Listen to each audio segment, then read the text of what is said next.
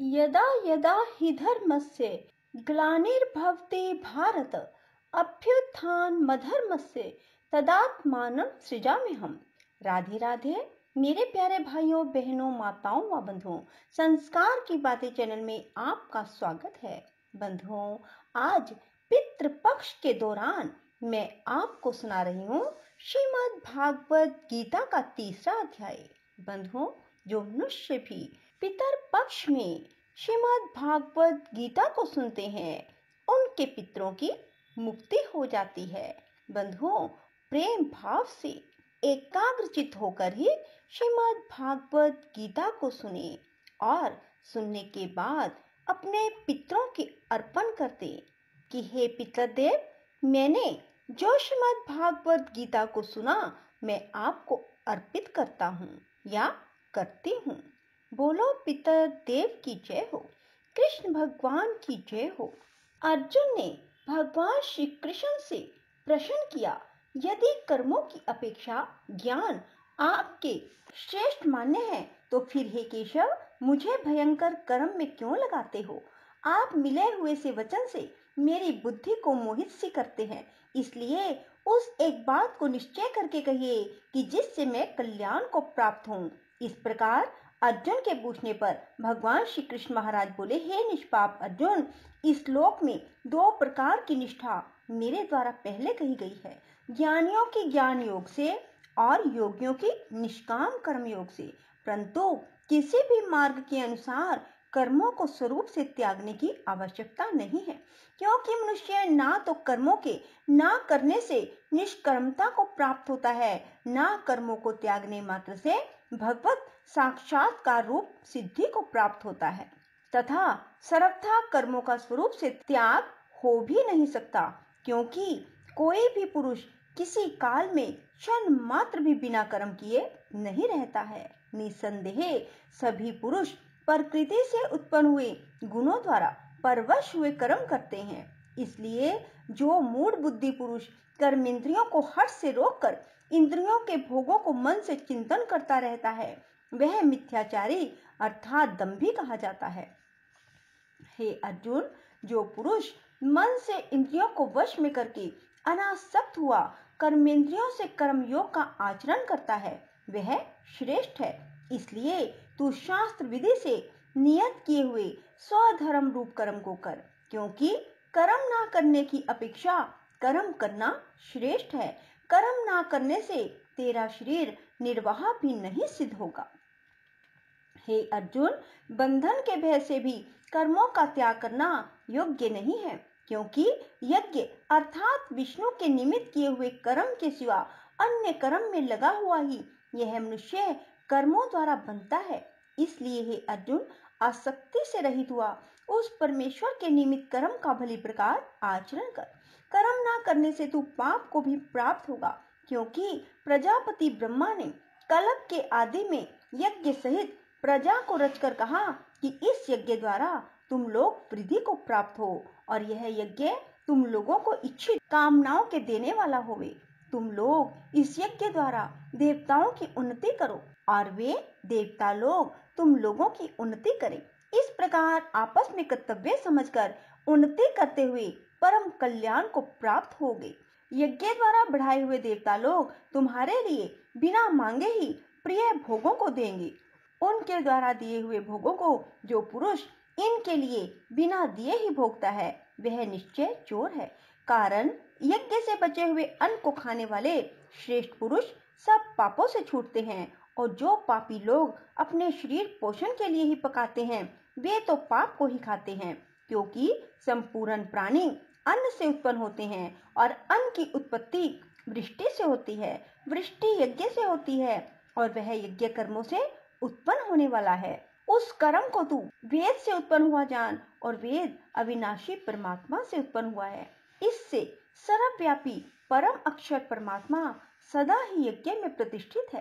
हे पार्थ, जो पुरुष इस लोक में इस प्रकार चलाए हुए सृष्टि चक्र के अनुसार नहीं बरतता है, अर्थात शास्त्र अनुसार कर्मों को नहीं करता है, वह इंद्रियों के सुख को भोगने वाला पाप आयु पुरुष व्यर्थ ही जीता है। जो मनुष्य आत्मा ही में प्रीति वाला और आत्मा में ही तृप्त तथा आत्मा में ही संतुष्ट होवे, उसके लिए कोई कर्तव्य नहीं है, क्योंकि इस संसार में उस पुरुष का किए जाने से भी कोई प्रयोजन नहीं है, ना किए जाने से भी कोई प्रयोजन नहीं है। इसका संपूर्ण भूतों में कुछ भी स्वार्थ संबंध नहीं है, तो भी उसके द्वारा केवल लोकहित अर्थ कर्म किए जाते हैं।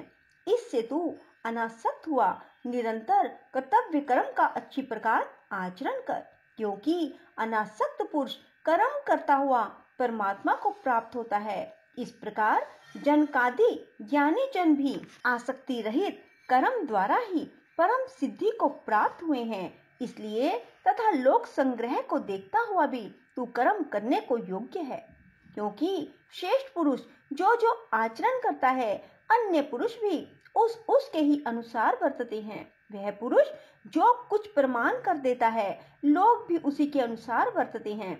इसलिए हे अर्जुन, यद्यपि मुझे तीनों लोकों में कुछ भी कर्तव्य नहीं है, किंचित भी प्राप्त होने योग्य वस्तु अप्राप्त नहीं है, तो भी मैं कर्म में बरतता हूँ, क्योंकि यदि मैं सावधान हुआ कदाचित कर्म में ना बरतूं, तो हे अर्जुन, सब प्रकार से मनुष्य मेरे बर्ताव के अनुसार बरतते हैं, अर्थात बरतने लग जाएं।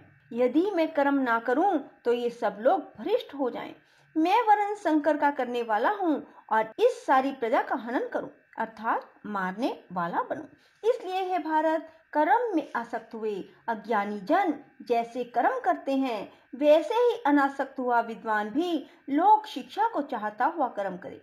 ज्ञानी पुरुष को चाहिए कि कर्मों में आसक्ति वाले अज्ञानियों की बुद्धि में भ्रम अर्थात कर्मों में अश्रद्धा उत्पन्न न करें, किंतु स्वयं परमात्मा के स्वरूप में स्थित हुआ सब कर्मों को अच्छी प्रकार करता हुआ उनसे भी वैसे ही करावे। हे अर्जुन, वास्तव में संपूर्ण कर्म प्रकृति के गुणों द्वारा किए हुए हैं, तो भी अहंकार से मोहित हुए अंतःकरण वाला पुरुष मैं करता हूँ ऐसे मान लेता है। परंतु हे महाबाहो, गुण विभाग कर्म विभाग के तत्व को जानने वाला ज्ञानी पुरुष संपूर्ण गुणों में वर्तते हैं ऐसे मानकर नहीं आसक्त होता है, और प्रकृति के गुणों से मोहित हुए पुरुष गुण और कर्मों में आसक्त होते हैं। उन अच्छी प्रकार ना समझने वाले मूर्खों को अच्छी प्रकार जानने वाला ज्ञानी पुरुष चलायमान ना करे।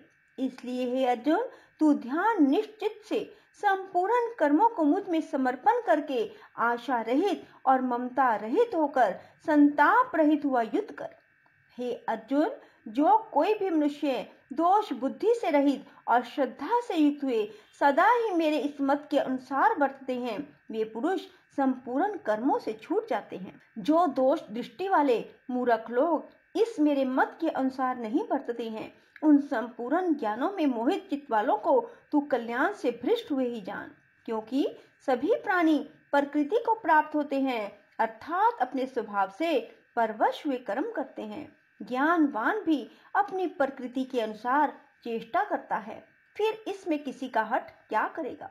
इसलिए मनुष्य को चाहिए इंद्रिय के अर्थ में अर्थात सभी इंद्रियों के भोगों में स्थित जो राग और द्वेष है, उन दोनों के वश में नहीं होवे, क्योंकि इसके वे दोनों ही कल्याण मार्ग में विघ्न करने वाले महान शत्रु हैं। इसलिए उन दोनों को जीतकर सावधान हुआ स्वधर्म का आचरण करें, क्योंकि अच्छे प्रकार आचरण किए हुए दूसरे के धर्म से गुण रहित भी अपना धर्म अति उत्तम है। अपने धर्म में मरना भी कल्याणकारक है और दूसरे का धर्म भय को देने वाला है। इस पर अर्जुन ने पूछा, हे कृष्ण, फिर यह पुरुष बलात् लगाए हुए के सदृश ना चाहता हुआ भी किस से प्रेरा हुआ पाप का आचरण करता है।